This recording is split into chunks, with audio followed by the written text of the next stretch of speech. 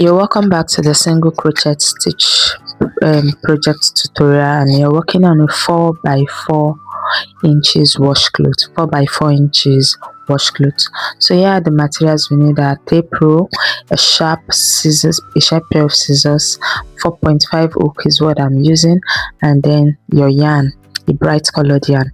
So the first thing we'll be doing is we'll make our slip knots. If you are still having issues with the slip knots, you can go back to watch the tutorial. Make our slip knots and then make a chain of 4 inches.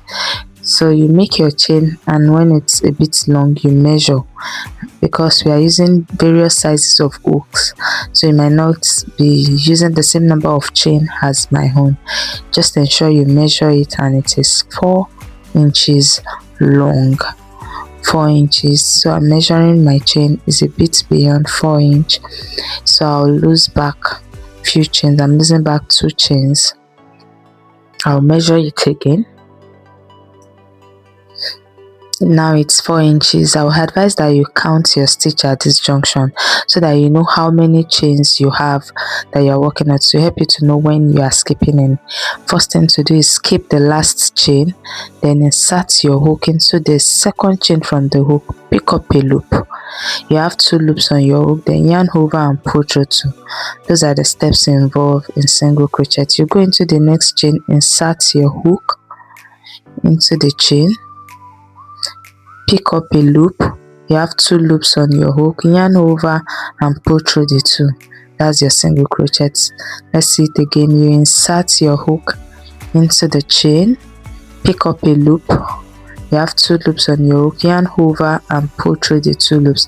So you are going to repeat this across the chain.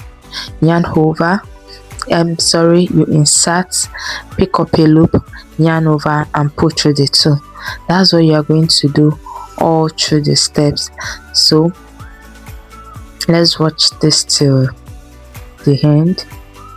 I've gotten to the end of my piece. Should ensure that it's not too tight or too loose. So you count your chains and you cross check with the number of chains you started with. You count your stitches, so it should be 1 stitch less to the chain you started with. Now you chain 1, turn your work, and continue your single crochet stitches. You continue.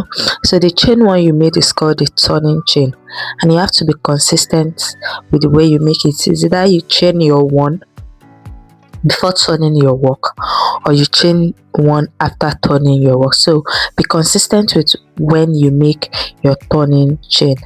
Another thing I would like to say is that you should be mindful of your tension. If you find out that your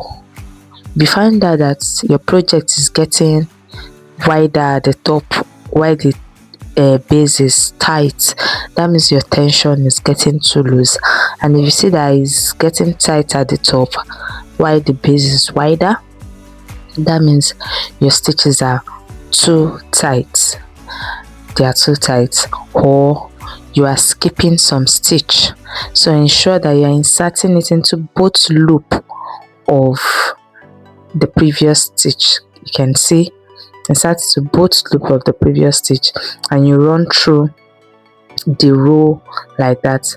Please ensure you count at the end of every row. Ensure you count at the end of every row. You chain 1 and turn again. When you are done with the row, count your stitches, so that you be sure you are not skipping any stitch. So as you walk along, one thing you'll be doing is you'll be measuring your project. You measure to know if it is up to 4 inches. So that's what I did to the end. I went back and forth making my single crochet stitch. So I had 2 inches here. My width is still 4. Now I'm at 2.5 inches. So you can see that my width is consistent. I'm at 3 inches now. And now this is the final size, 4 inches by 4 inches.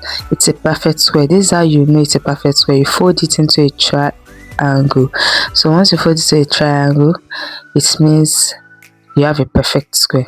So fasten off your yarn, pull up the loop, and you've secured the end of your work that way. So the next thing we'll be doing is to weave in the end.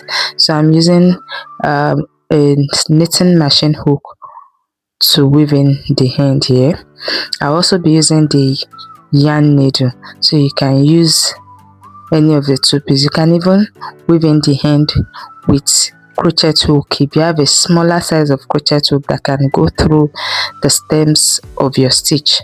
So you can see, after you've secured your end, you cut off your yarn. I'm also using the yarn needle now. There are different sizes. This is a big one. There's also a small one that can go easily through your work.